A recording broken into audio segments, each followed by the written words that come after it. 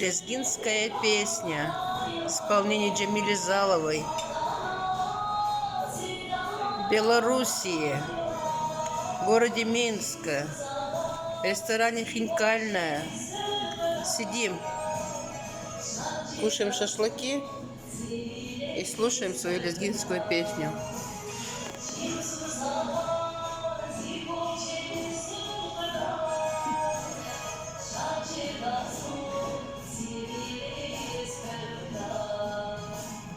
Лезгинка, далеко, лезгинка, далеко, лезгинка, лезгинка, далеко, лезгинка, лезгинка, далеко.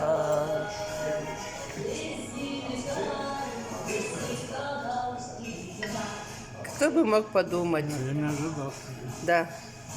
Мы сами не ожидали, что в городе Минске, Беларуси, мы услышим лезгинскую песню.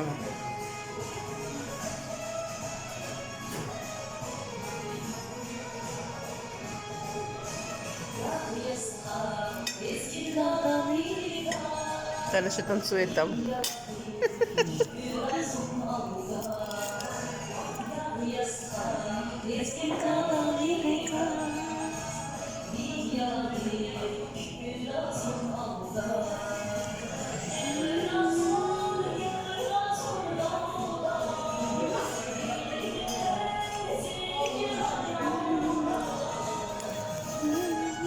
Так и хочется танцевать.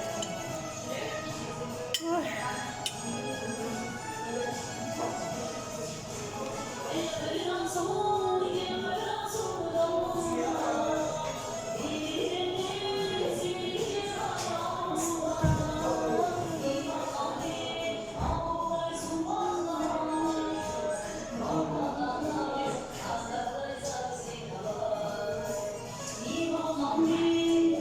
Ну что, как у вас дела? Все хорошо? Спасибо, да. Все хорошо, спасибо.